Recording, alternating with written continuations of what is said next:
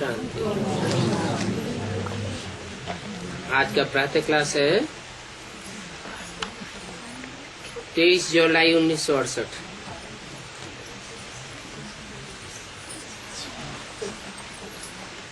मीठे मीठे बच्चे कब सन्मुख होते हैं और कभी दूर चले जाते हैं।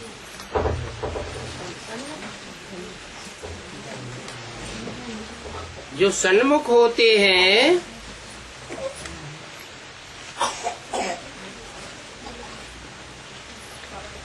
वो फिर वहीं रहते हैं जहाँ याद करते हैं, क्योंकि याद की यात्रा में सभी कुछ समाया हुआ है। गाया जाता है सन्मुख रहने से नजर से निहाल होते हैं।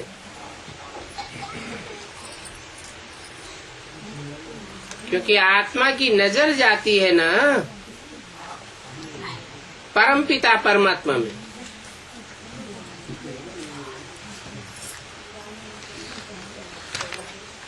जब परमात्मा बाप में नजर जाती है तो उनको और कुछ भी अच्छा नहीं लगता। उनकी याद से ही विकर्म विनाश होते हैं।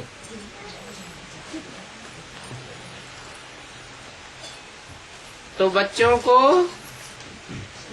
अपने ऊपर कितनी खबरदारी रहनी चाहिए,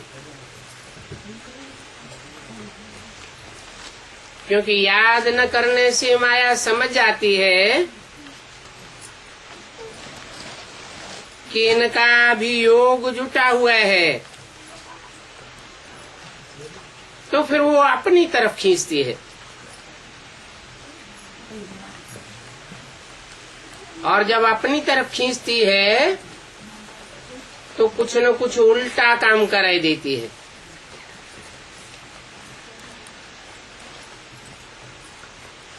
बच्चे जब उल्टा काम कर लेते हैं तो जैसे कि बाप की निंदा कराते हैं।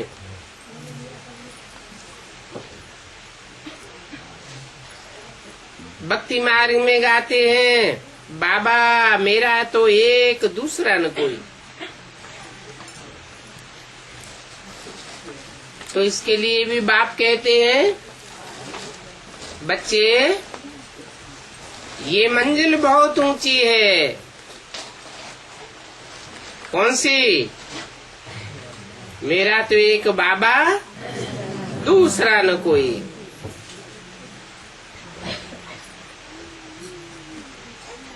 इस मंजिल में जो रहने वाले हैं उनकी निशानी है काम करते हुए भी बाप में नजर लगी रहती है, बाप को ही याद करते हैं। यह है ऊंचे ऊंच मंजिल। कर्म करते याद में रहना, इसमें प्रैक्टिस बहुत अच्छी चाहिए। कोई भी कर्म इंद्रियों से कर्म करते हो, परंतु अगर प्रैक्टिस अच्छी है तो याद में रह सकते हैं। अगर प्रैक्टिस नहीं करते हैं तो जैसे कि बाप की निंदा कराते हैं, वाइब्रेशन खराब कर देते हैं।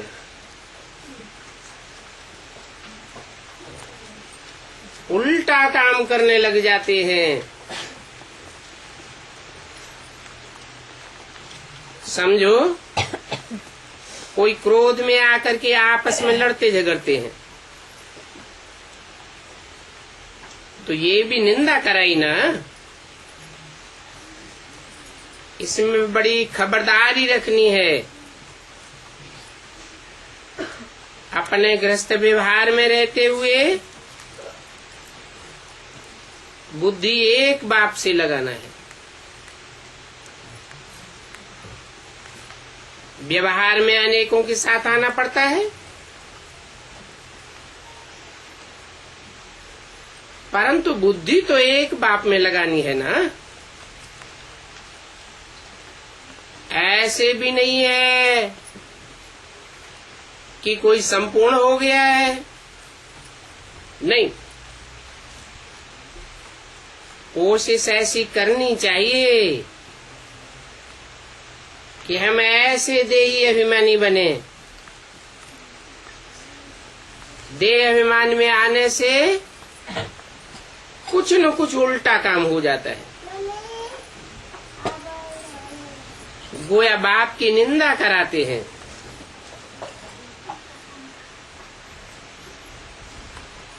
अभी बाप कहते हैं कि सदगुरु की निंदा कराने वाले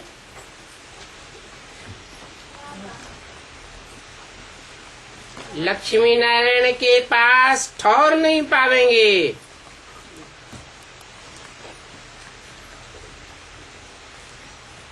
वो गुरु लोग तो ऐसे ही कहते रहते हैं, सदगुरु निंदक ठौर न पावे।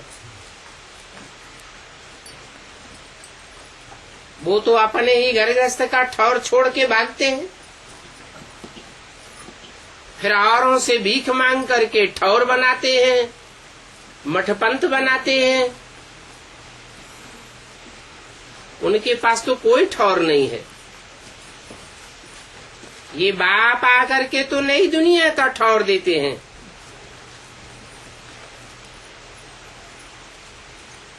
उसके लिए अभी से पुरुषार्थ करते रहो।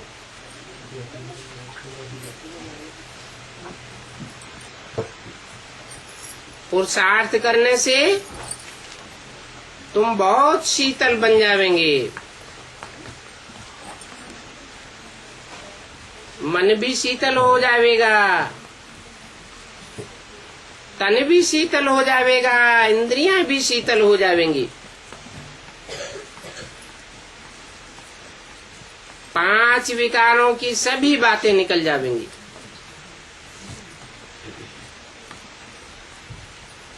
और बाप से बहुत ताकत मिल जाएगी। फिर कामकाज भी करना है। बाप ऐसे नहीं कहते हैं कि कर्मेंद्रियों से कर्म न करो।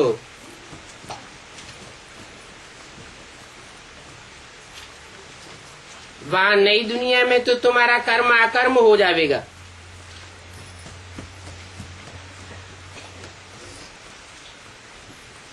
अभी कलयुग में जो तुम कर्म करते हो वो विकर्म बन जाते हैं।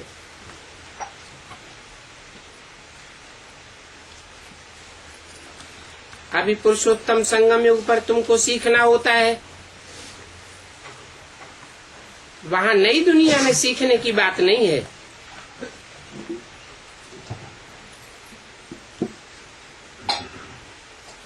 यहाँ का सीखा हुआ वहां साथ में चलेगा।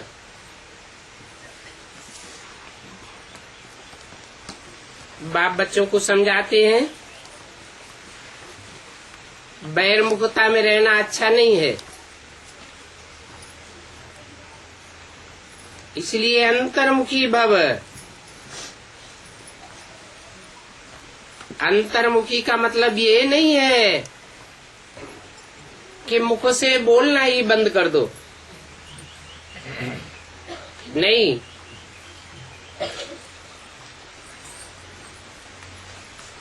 कोई मुख से बोलना बंद कर दे और अंदर से संकल्प चलते रहे, विकल्प चलते रहे, तो वह और ही वायुमंडल को खराब करेगा।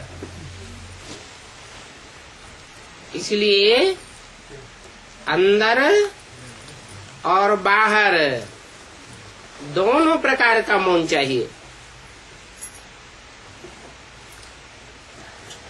आखिरी वो भी समय आवेगा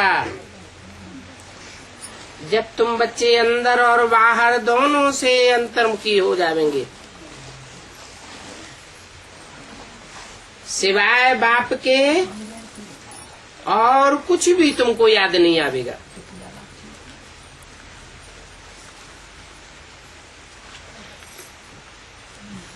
जब तुम परम धाम से आए थे तब भी ऐसे ही स्थिति में आए थे। उस समय तुमको अपनी आत्मा के सिवाय और किसी की भी याद नहीं थी।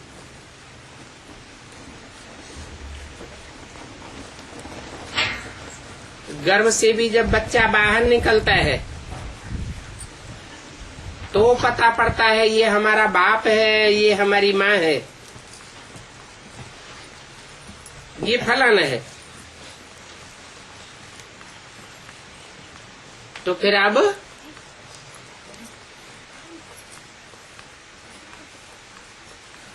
अपने बाप के घर में जाना भी ऐसे ही है।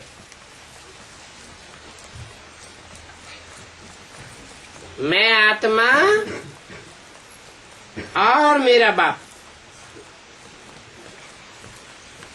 उनके सिवाय और कोई की भी याद बुद्धि में न बैठे। बल टाइम पड़ा है, परंतु फिर भी पुरुषार्थ तो एड़ी चोटी का करना है। 20 नाखूनों का जोर लगाना है, क्योंकि इस शरीर पर तो कोई भरोसा नहीं, कब छूट जाए। सड़क पर चलते चलते मौत हो जाती है।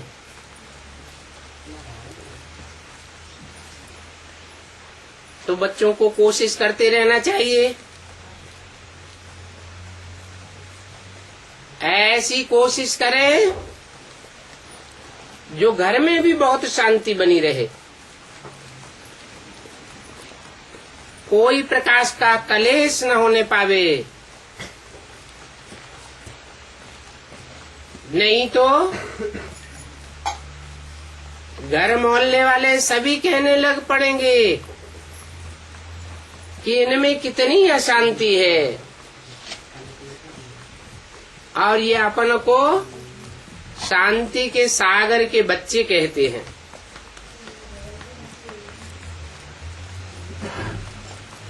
वास्तव में तुम बच्चों को बहुत शांत में रहना है, क्योंकि तुम सुख और शांति दोनों का वर्षा ले रहे हो।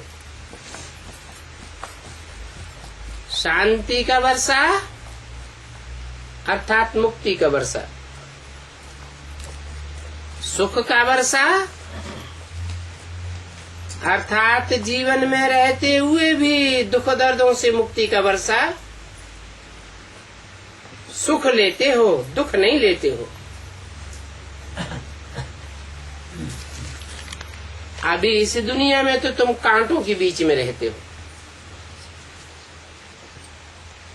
नई दुनिया में तो सुखदायी खुशबूदार फूल ही फूल होंगे। अभी तुम सुखदायी फूलों के बीच में नहीं हो,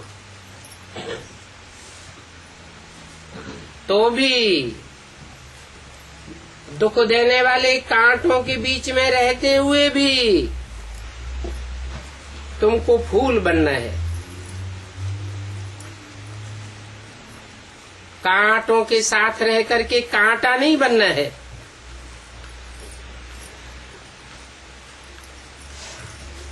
जितना तुम बाप को याद करेंगे उतना शांत रहेंगे। कोई कुछ भी उल्टा सुल्टा बोले तुम शांत में रहो। तुम्हारी आत्मा का स्वधर्म ही शांत है।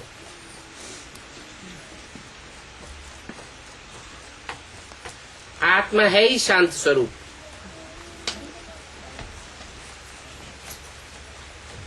और शांति का मतलब सो जाना नहीं है।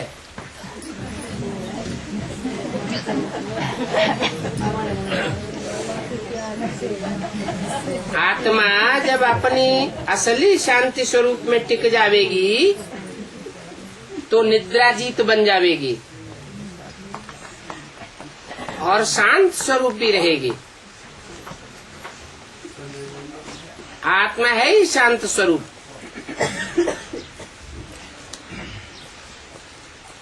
आत्मा अपने स्वधर्म में टिकनी चाहिए। तुम जानते हो, हमको अभी अपने उस घर में जिसे शांति धाम कहा जाता है वहां जाना है।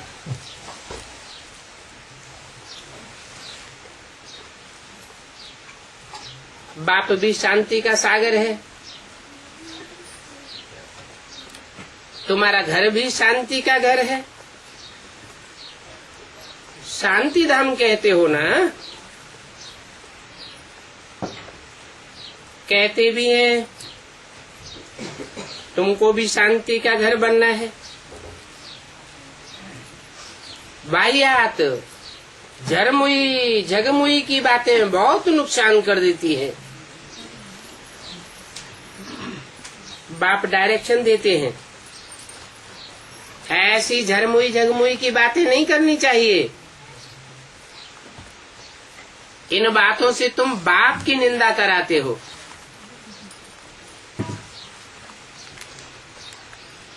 शांति में कोई प्रकार की निंदा व विकर्म होता ही नहीं है। बाप की याद में रहने से और ही विकर्म विनाश होते रहेंगे। अशांत न खुद होना चाहिए और न दूसरों को अशांत करना चाहिए। नहीं तो तमो प्रधान आत्मा खुद भी अशांत होती है और औरों को भी अशांत करती है।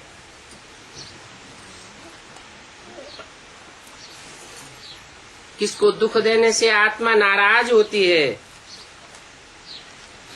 बहुत हैं जो रिपोर्ट लिखते हैं, खासकर माताओं की ये कंप्लेंट होती है, कहती हैं बाबा जब ये घर में आते हैं तो बहुत दम चक्कर मचाए देते हैं। बाबा लिखते हैं तुम अपने शांति के धर्म में रहो।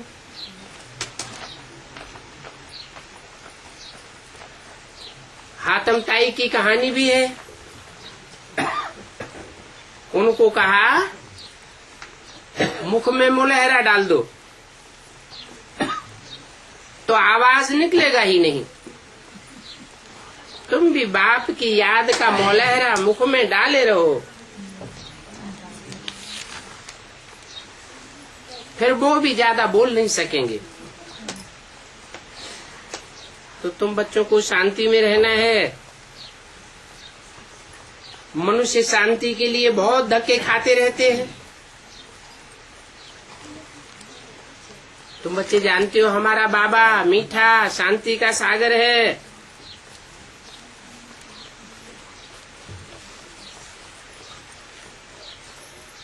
शांति की प्रैक्टिस कराए कराए सारे विश्व में शांति कराए देते हैं।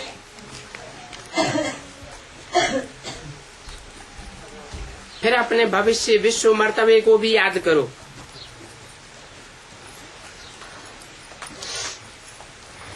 बहानुई दुनिया में होता ही एक धर्म है, दूसरा कोई धर्म नहीं होता। एक धर्म होने को ही विश्व में शांति कहा जाता है।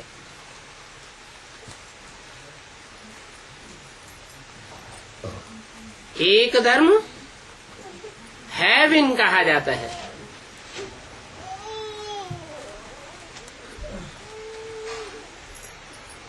पर जब दूसरे धर्म आते हैं तो हेवन की जगह हंगामा हो जाता है। अभी देखो दुनिया में कितनी अशांति है। तुम बाप का वर्षा सारे विश्व का राज्य लेते हो, तो वहां एक धर्म होने के कारण कितनी शांति रहती है। अभी तुम समझते हो कि हमारा तो घर ही शांति धर्म है, क्योंकि हमारा स्वधर्म ही शांत है। ऐसे तो कोई नहीं कहेंगे कि हमारे शरीर का स्वधर्म शांत है।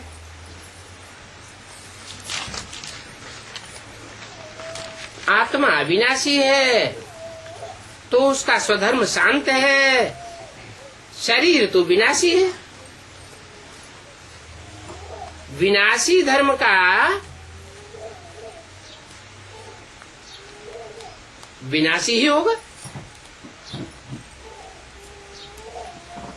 तो शरीर विनाशी चीज है, आत्मा अविनाशी चीज है। जितना समय आत्माएं वहां रहती हैं तो कितना शांत रहती है। वहां शरीर तो नहीं होता। यहाँ तो सारी दुनिया में अशांति ही अशांति है, इसलिए शांति मांगते रहते हैं। परंतु कोई चाहे सदैव शांति में रहे, ये तो हो ही नहीं सकता। बल 63 जन्म कोई वहां रहा पड़ा रहे, नीचे आवे ही नहीं, फिर भी आना तो जरूर पड़ेगा ना। हर एक आत्मा को अपना सुख और दुख का पार्ट बजा करके वापस जाना है। तो इस ड्रामा को अच्छी रीति ध्यान में रखना होता है। तुम बच्चों को ये ध्यान में रखना, बाबा हमको 2 वरदान देते हैं। एक सुख का वरदान देते हैं और एक शांति का वरदान देते हैं।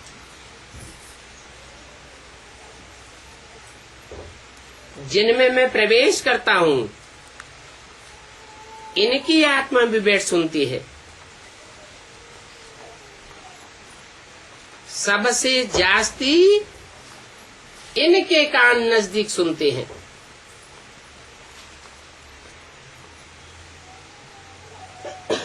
इनका कान मुख के नजदीक है ना। तुम्हारा कान तो फिर भी इतनी दूर है। इनका तो मुख, इनका कान बिल्कुल नजदीक है। ये झट सुन लेते हैं। बाकी सुन तो लेते हैं, फिर भी इनके सुनने और समझने में अंतर पड़ जाता है। इनके ब्रह्मा और प्रजापिता के सुनने और समझने में अंतर पड़ जाता है। ब्रह्मा को बाबा बेबी कहते हैं। ब्रह्मा है बेबी बुद्धि, तो उतनी जल्दी समझ नहीं सकता है। सुनते तो हैं लेकिन समझ नहीं सकते।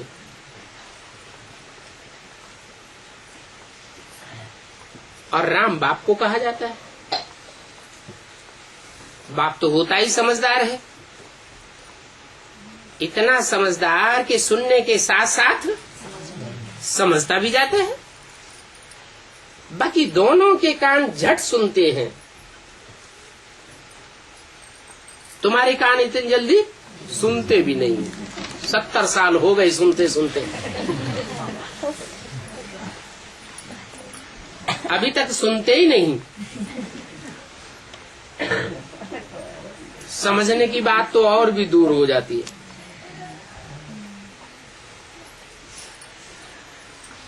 चाहे तो सभी बातें समझ सकते हैं, बाप कहते हैं मीठे मीठे बच्चों, और मीठे मीठे तो सभी को कहते हैं, क्योंकि बच्चे तो है ना। तुम भी जानते हो जो भी जीव आत्माएं हैं वो सभी बाप के बच्चे अविनाशी हैं।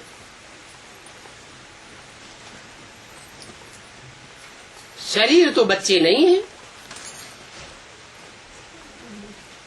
शरीर तो लौकिक बाप का बच्चा होता है,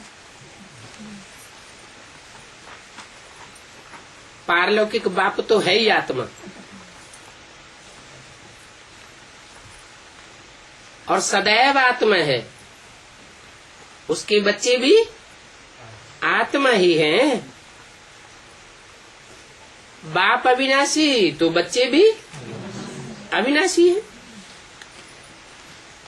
तो बाप अपने बच्चों से ही वार्तालाप करते हैं। कौन से बच्चों से? है जो अविनाशी बच्चे हैं। अविनाशी का मतलब पूरे 84 का चक्र लगाने वाले हैं। जो आत्माएं कम चक्कर लगाती हैं, कम जन्म लेती हैं, उनके लिए कहेंगे कुछ न कुछ देहाभिमानी बने रह जाते। और तुम तो पूरे आत्माभिमानी बन करके वापस जाते हो। तो बाप अपने बच्चों से वार्तालाप करते हैं, माना आत्मिक स्थिति में रहने वाले बच्चों से वार्तालाप करते हैं। देहभान में रहने वाले बच्चों से वार्तालाप नहीं करते हैं। इसको कहा जाता है रूहानी नॉलेज। ये रूहानी नॉलेज रूह की स्टेज में स्थित रहने वाले बच्चों के पल्ले पड़ती है।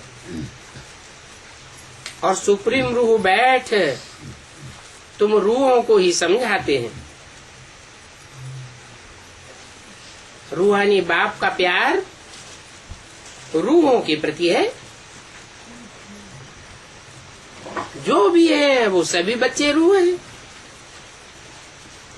बल अभी तमो प्रधान बन गए हैं। फिर भी बाप तो जानते हैं, जब ये घर में थे, परमधाम में थे, तब तो सतो प्रधान थे। अभी तमो प्रधान बन गए हैं। तो बाप तो सभी बच्चों को रास्ता बतलाते रहते हैं,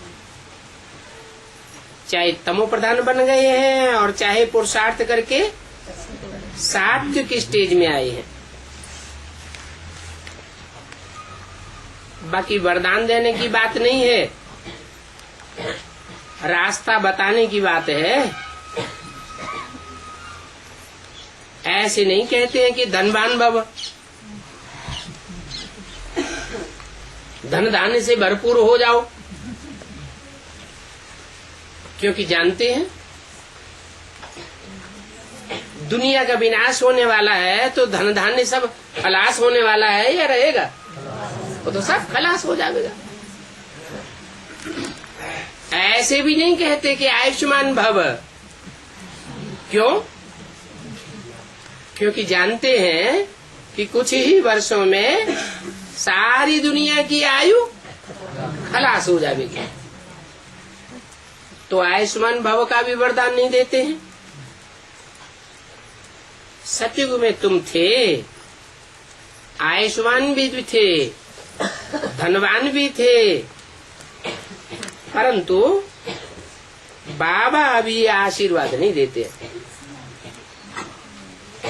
ये आशीर्वाद तो गुरु लोग देते रहते हैं, आयुष्मान भव, धनवान भव।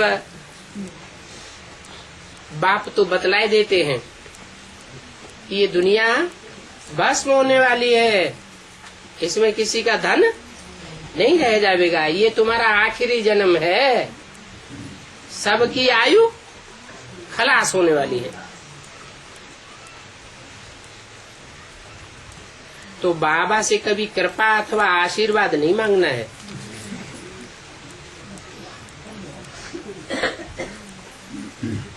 बाप कृपा नहीं करते हैं। क्यों? एक के ऊपर कृपा कर देवे तो दूसरे कहेंगे कि हमारे ऊपर तो की नहीं, तो ये तो पार्शियलिटी साबित हो जाएगी। बाप कोई पक्षपाती थोड़े ही है, इसलिए बाप तो रास्ता बताते हैं। अब जो उस रास्ते पर चले सो प्राप्ति करे। तो बाप टीचर भी है, और ये बात पक्की पक्की याद रखनी है कि बाप तो पढ़ाई पढ़ाते हैं, रास्ता बताते हैं, कृपा करना, आशीर्वाद करना ये बाप का काम नहीं है।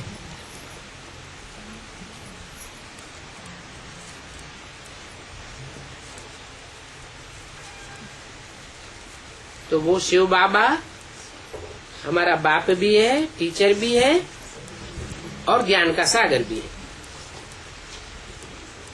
बाप ही बैठ करके अपना और रचना के आदि मध्य अंत का राज सुनाते हैं, जिससे तुम चक्रवर्ती राजा बन जाते हो। ये सारा ही चक्कर ऑलराउंड है, बाप समझाते हैं। इस समय ये सारी दुनिया रावण राज्य में है, एक भी आत्मा ऐसी नहीं है जो इस रावण राज्य से बाहर हो। सबके ऊपर रावण का कंट्रोल है। वो भक्ति मार्ग वाले तो समझते हैं कि रावण का राज्य सिर्फ लंका में था। वास्तव में ये सारी दुनिया ही बेहद की लंका है। इसके चारों तरफ पानी ही पानी है।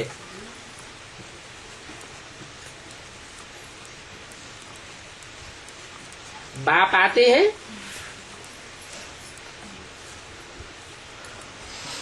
तो विष्णु की दुनिया बनाते हैं।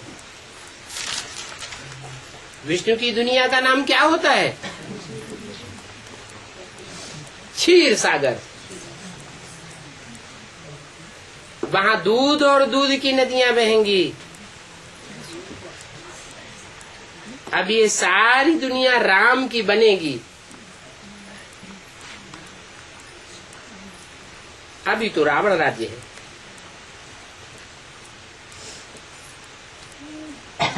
बल कहते हैं लंका सोने की थी। सोना तो बहुत होता है। एक मिसाल भी बताते हैं। ध्यान में गया, वहां सोने की ईंटें देखी। जैसे यहाँ मिट्टी की ईंटें देखते हैं, वहां सोने की ईंटें होंगी। तो ख्याल किया जाता है कि वहां से हम सोना ले आवे। जैसे कि नाटक बैठ बनाते हैं। अब ये भारत तो नामी ग्रामी है, क्योंकि और खंडों में इतना सोना हीरे जवाहरात नहीं होते हैं जितना भारत में होता है। भारत की भारी महिमा है। फिर भी बाप कहते हैं मैं सिर्फ भारतवासियों की ही सदगति नहीं करता हूँ, खास भारतवासियों की और आम सारी दुनिया की सदगति करता हूँ। सभी को वापस ले जाता हूँ। तो बाप अभी आए हैं गाइडेंस करने के लिए। तीर्थों में जाते हैं, वहां गाइड होते हैं ना, वो तो है हद के गाइड। ये बाप तो बेहद का गाइड है। कहते हैं चलो बच्चे अभी घर चलो, बेहद के घर में जाना है। उस बेहद के घर का रास्ता कोई जानता नहीं है। मैं तुमको उस बेहद के घर में जाने का रास्ता बताता हूँ। सभी आत्माओं के पंख टूटे हुए हैं, मैं आकर के ज्ञान योग के पंख तुमको देता हूँ, जिन पंखों से उड़ करके तुम ऊंची स्टेज में जावेंगे और पतित से पावन बन जावेंगे। क्योंकि पावन बनने बगैर तो कोई वापस जा ही नहीं सकता है, और पतितों को पावन बनाने वाला एक ही बाप है, एक के सिवाय और सब इस दुनिया में पतित बनाने वाले हैं, पावन बनाने वाला कोई है ही नहीं। इसलिए बाप का ही नाम है सदाशिव। शिव माने कल्याणकारी, एक शिव ही कल्याणकारी है और बाकी तो सभी क्या कल्याण ही करते हैं। इसलिए 63 जन्म से भक्ति करते आए, भक्ति करते करते भी इसी दुनिया में पड़े हुए हैं। दुनिया में दुख दर्द और ही बढ़ते जाते हैं, वापस तो कोई शांति की दुनिया में जा ही नहीं सकता। ये ला नहीं कहता है। ये जो भक्ति मार्ग में कहते हैं कि ज्योति ज्योति समाया, पार निर्वाण गया, बुद्ध पार निर्वाण गया, महावीर पार निर्वाण गया, ये सब झूठी बातें हैं। अगर पार निर्वाण कोई गए होते, निर्वाण धाम में कोई वापस गए होते, तो दुनिया की आबादी कम होने लगती या बढ़ती जाती? आबादी तो बढ़ती ही जाती है, तो पार निर्वाण तो कोई जाता ही नहीं। फिर कहते हैं स्वर्ग पधारा। जो मरेगा उसके लिए कहेंगे स्वर्ग पधारा।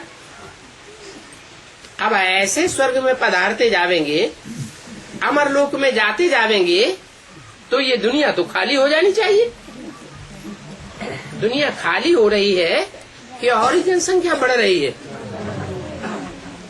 ये सभी गपोड़े हैं जो कहते हैं स्वर्ग पधारा, पार निर्वाण गया, ज्योति ज्योति में समाया।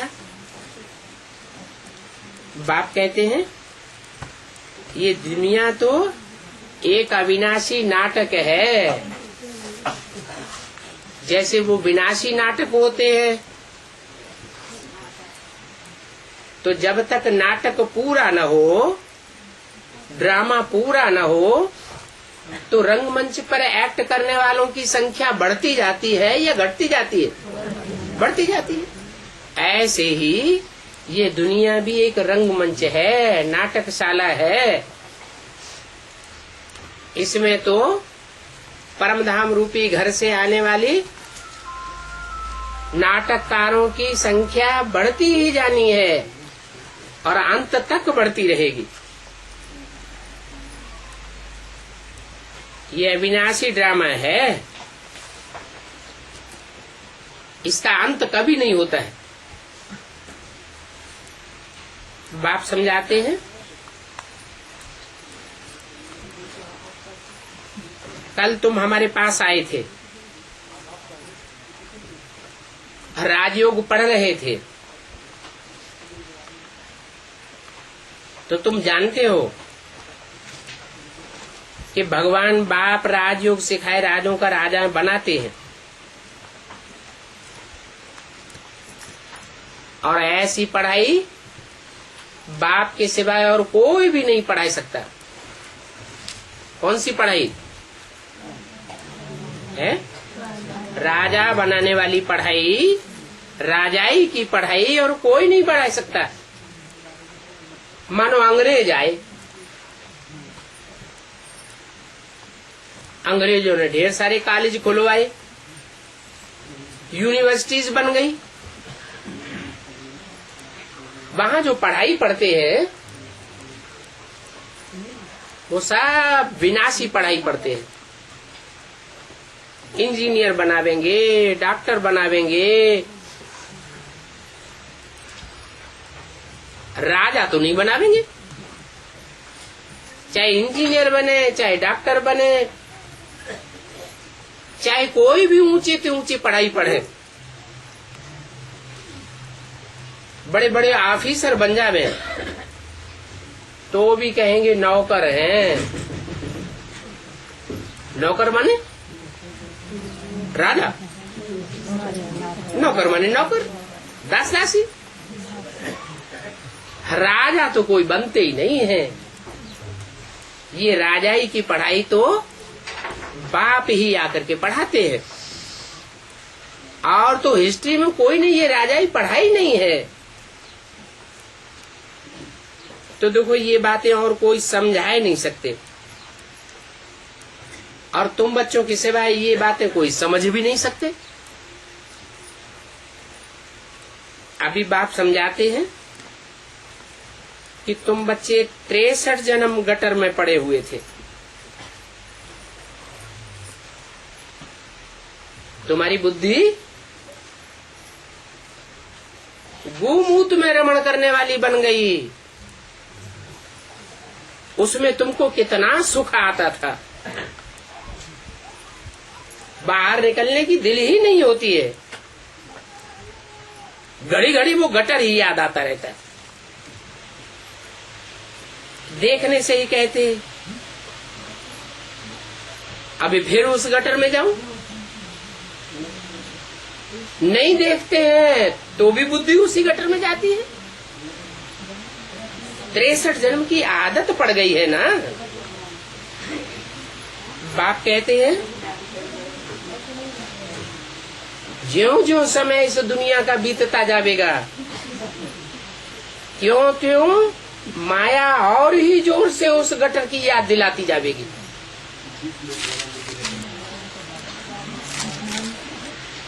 दुनिया ऐसी हो जाएगी जैसे बंदरों की दुनिया। तो तुम बच्चों को तो बहुत खबरदार रहना है। इसी बात पर तुम्हारी युद्ध है माया से। इस युद्ध में ये आंखें बड़ा धोखा देती है।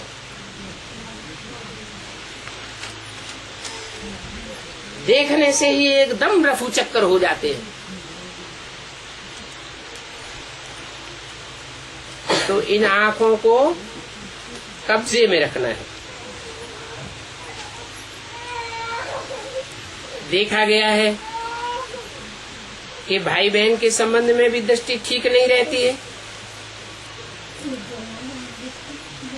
तो अभी बच्चों को समझाया जाता है कि अपन को आत्मा आत्मा भाई भाई समझो। ये सभी कहते तो हैं कि हम आत्मा आत्मा भाई भाई हैं। ये तो कहने की बात हुई, परंतु अंदर से ऐसा अनुभव करते हैं क्या? समझते हैं क्या? अनुभव तो नहीं करते। तो जैसे कि मेढक हो गए, मेढक फालतू ही ट्रा ट्रा करता रहता है। ऐसे ही बाप को 70 साल पढ़ाते पढ़ाते हो गए, अभी भी गीत गाते रहते हैं। हम हैं आत्मा, तुम हो आत्मा, आपस में भाई भाई।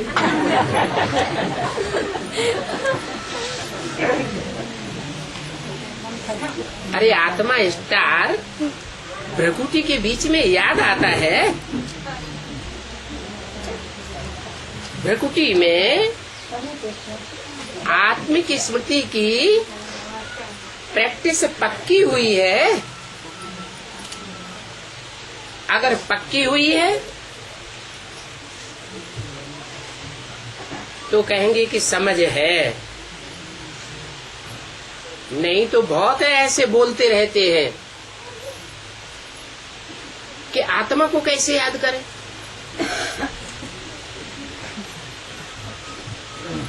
हमें आत्मा दिखाई नहीं पड़ती। अरे आत्मा देखने की चीज है, इन आंखों से देख सकते हैं, या अनुभव करने की चीज है। तो देखो अर्थ कुछ भी नहीं समझते हैं। जैसे कि मेढक, अभी तुम बच्चे तो बाप की हर यथार्थ बात का अर्थ समझ गए हो।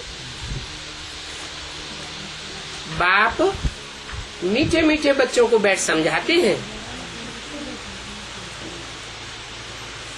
कि तुम बच्चे एक बाप के आशुक भक्ति मार्ग में भी थे, वहां भी तुम एक मासूक को याद करते थे। जन्म जन्मांतर कहते आए हाय राम, हे भगवान रहम करो, ऐसे कहते थे ना।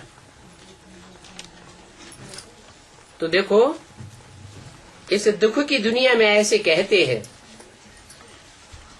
नई दुनिया स्वर्ग में तो कब ऐसे नहीं कहेंगे हे भगवान, हे राम, हाय राम रहम करो। क्यों नहीं कहेंगे? वहां तो राम का राज्य होता है, और यहाँ तो सारी दुनिया में रावण का राज्य है। अभी तुम बच्चों को राम राज्य में ले जाते हैं, तो समझना चाहिए कि जब हम राम के राज्य में जाते हैं तो राम की श्रीमत पर चलना चाहिए ना। और राम की श्रीमत पर कैसे चलेंगे? है? अरे राम को पहचानेंगे तब श्रीमत पर चलेंगे कि बिना पहचाने श्रीमत पर चलेंगे? राम को पहचानेंगे तो राम की मत पर चलेंगे। अभी तुमको राम की मत मिलती है, जिसको ईश्वरीय मत भी कहा जाता है। फिर सत्युग त्रेता में तुम्हें मिलेगी दैवी मत। ईश्वरीय मत है ऊंचे चढ़ाने वाली, और दैवी मत हो चाहे मनुष्य मत हो, वो सब नीचे गिराने वाली है।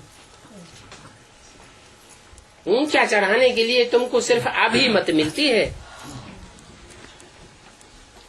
और अभी तुम राम को पहचान सकते हो। फिर राम की पहचान न सतयुग में होगी, न त्रेता में होगी, न द्वापर में, और न कलयुग में।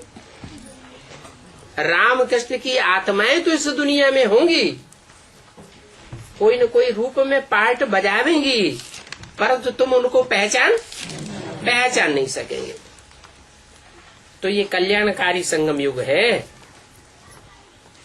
इस कल्याणकारी संगम युग को कोई नहीं जानते हैं,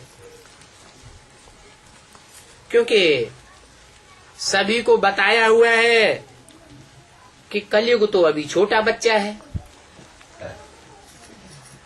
कलयुग को सिर्फ अभी 5000 वर्ष हुए। तो ऐसी गलत फहमी में मनुष्य गुरुओं ने डाला हुआ है। कहते हैं इस सृष्टि के तो लाखों वर्ष पड़े हुए हैं। कितने घोर अंधियारे में दुनिया में बारूद का ढेर लगा पड़ा है। हजारों हजार तादाद में एटम बम बन चुके हैं। दुनिया बारूद के ढेर पर खड़ी हुई है, और उन मनुष्य गुरुओं ने तुमको सुलाई दिया क्या कहकर कि दुनिया तो लाखों वर्ष है। बाप कहते हैं ये सभी शास्त्रों की बातें हैं, घोर अंधियारा। ये शास्त्रों का भूसा मनुष्य गुरुओं की मत पर निकला है। बाप आकर के ज्ञान का सोझरा करते हैं। भक्ति मार्ग में भगवान को पाने के लिए बहुत धक्के खाते हैं। मंदिर में जावेंगे, टिकाने में जावेंगे, मस्जिद में जावेंगे, गिरजाघर में जावेंगे, एक एक गुरु के पास जाते रहते हैं। समझते हैं ये भगवान का रूप है, परंतु भगवान तो मिलता ही नहीं। ठोकरें खाते रहते हैं। कितने धक्के खाते हैं भगवान को पाने के लिए। और यहाँ संगम युग में तुमको कितना सहज बाप मिल जाता है। 63 जन्म तुमने धक्के खाए, तो बाप बैठ समझाते हैं, मीठे मीठे बच्चों, ये दुनिया 63 जन्मों से भक्ति मार्ग का अंधियारा फैलाने वाली बनी है। अभी मैं तुमको ज्ञान के सोजरे में ले जाता हूँ। 63 जन्म तुम्हें भगवान नहीं मिला, भगवान का परिचय नहीं मिला, भगवान का साथ नहीं मिला। अभी मैं तुम्हें अपना और अपनी रचना का, सृष्टि के आदि मध्य अंत का पूरा परिचय देता हूँ।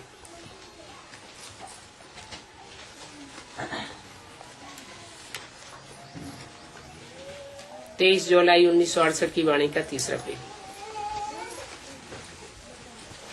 तो बाप कहते हैं इस भक्ति मार्ग की भी ड्रामा अनुसार नूद है।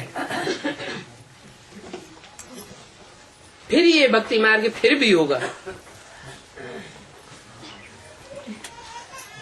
अभी तो तुम्हारी बुद्धि में बैठ गया है क्या कि अभी तो हमें भगवान मिल गया है, अभी हमें भटकने की दरकार नहीं है। जिनको नहीं मिला है उनकी बुद्धि अभी भी भटकती रहती है। इस पार्टी में जावेंगे, उस पार्टी में जावेंगे, तो क्या कहेंगे, बुद्धि भटकी हुई है या ठहर गई है? भटकी हुई है। तुम तो कहते हो हम तो जाते हैं शिव बाबा के पास। कोई तुमसे पूछते हैं कहाँ जाते हो, तो तुम क्या कहेंगे? हम तो जाते हैं शिव बाबा के पास, बाप दादा के पास। परंतु इन बातों को तुम ब्राह्मण बच्चे ही समझते हो। कोई मनुष्य तो इन बातों को समझ नहीं सकता। तुम तो ब्राह्मण बन गए हो, ब्रह्मा की औलाद बन गए हो, तो तुमको पता है। मनुष्यों का तो मन भटकता रहता है, इसलिए उनको मनुष्य कहा जाता है। तुम कहते हो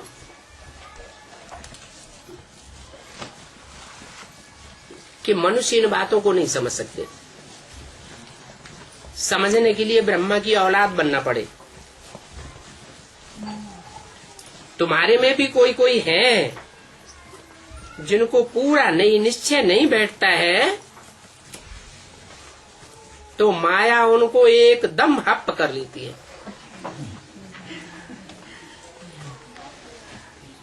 इसके लिए शास्त्रों में कहानी बनाई हुई है। माया ग्राह ने गज को अर्थात हाथी रूपी महारथी को पकड़ लिया, हप कर लिया। फिर क्या होता है? आश्चर्यवत कथंती सुनंती और भागंती हो जाते हैं। भगवान का ज्ञान सुनते हैं दूसरों को कथंती कहते हैं, सुनते भी हैं, सुनंती कथंती, और फिर आश्चर्यवत भागंती हो जाते हैं। पुराने पुराने जो भी चले गए हैं उनका भी ये गायन है, और अभी अभी नए नए जो निकल रहे हैं वो भी भागंती होते रहते हैं, उनका भी यही गायन है। अच्छे अच्छे महारथियों को माया हरा लेती है। बच्चे बाबा को लिखते हैं, बाबा आप अपनी माया को हमारे पास मत भेजो। बाप कहते हैं, अरे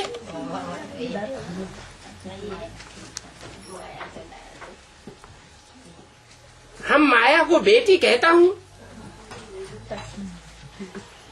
परंतु ये तो माया भी बेटी है क्या? मना जो असली बेटी होगी उसके चरित्र में, और जो मायावी बेटी होगी उसके चरित्र में फर्क होगा या नहीं होगा? बहुत फर्क होता है। तो बाप कहते हैं ये मेरी बेटी नहीं है, ये मेरी थोड़ा ही है। माया किसकी है? माया तो रावण की है, माया मेरी मेरी नहीं है। रावण अपना राज्य करते हैं माया के ऊपर,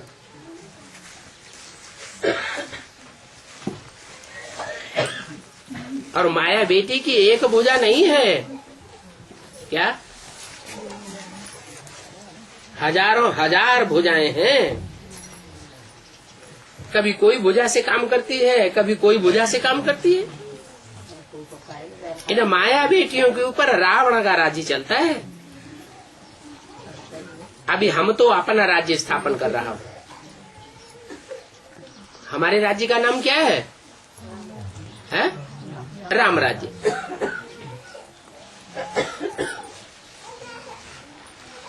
वो समझते हैं कि यह राज्य परंपरा से चला आया है। बाप भी समझाते हैं ये रावण तुम्हारा बहुत पुराना दुश्मन है, बहुत पुराना दुश्मन है, इसलिए हर वर्ष जलाते रहते हैं।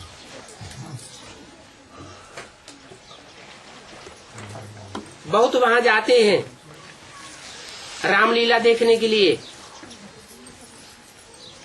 जहां रावण को जलाते हैं। मैसूर में तो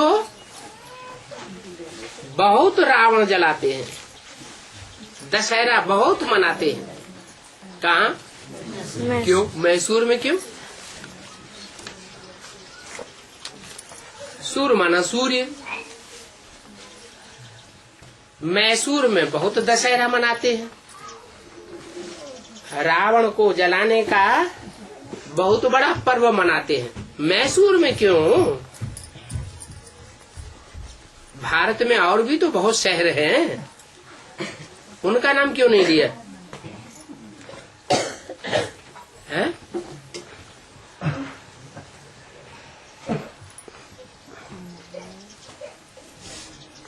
अरे भारत में चंद्रपुर नहीं है क्या? है? हाँ, चंद्र तो चंद्रवंशी हो गए, और सूर्य में सूर्यवंशी होंगे। राम कौन से वंश का था? सूर्यवंशी था। तो सूर्य क्या करता है? सूर्य तो कचड़े को जलाए देता है, भस्म कर देता है।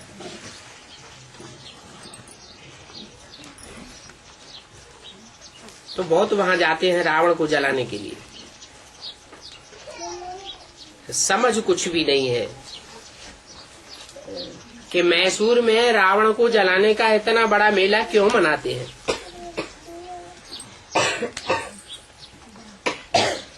फिर रामलीला में दिखाते हैं कि राम ने इतनी बड़ी बंदरों की सेना ली।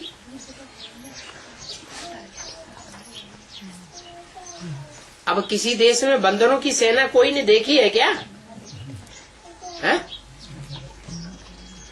बंदरों की सेना बनने लगे तो फिर मनुष्यों को भर्ती करने की दरकार ही नहीं।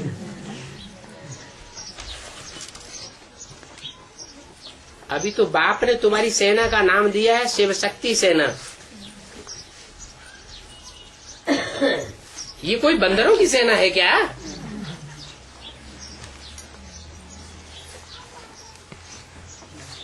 उन्होंने फिर सेना का नाम डाल दिया है बंदरों की सेना। तो भक्ति मार्ग में शास्त्रों में बंदरों की सेना नाम क्यों डाल दिया? बाबा तो शिव शक्ति सेना कहते हैं, हैं?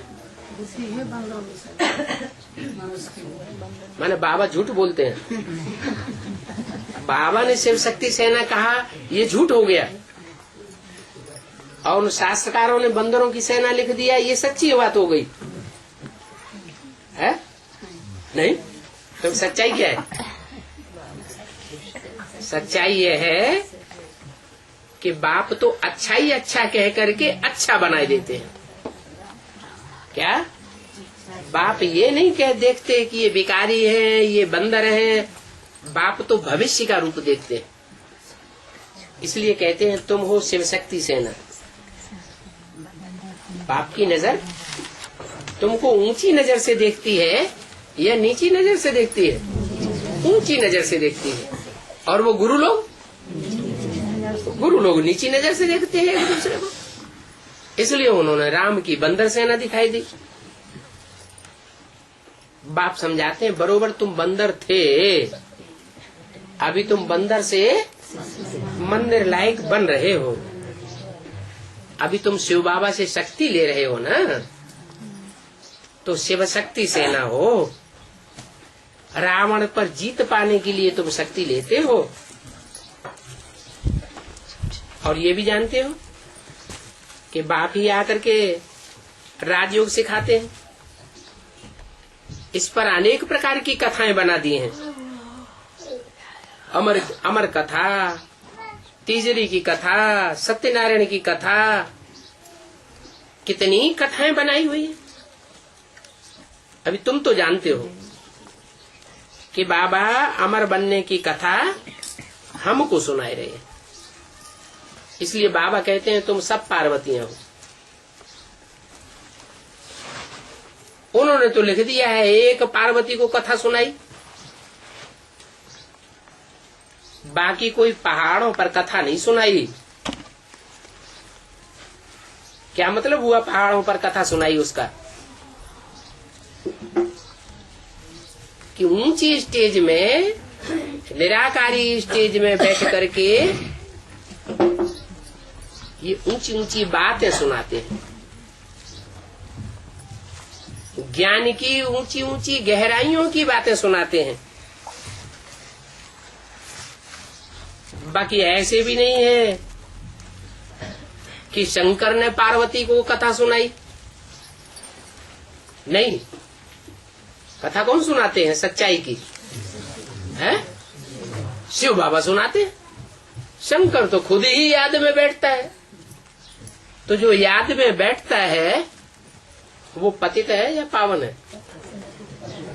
वो तो खुद ही पतित है। नहीं तो पावन को याद करने की क्या दरकार? अच्छा, ओम शांति।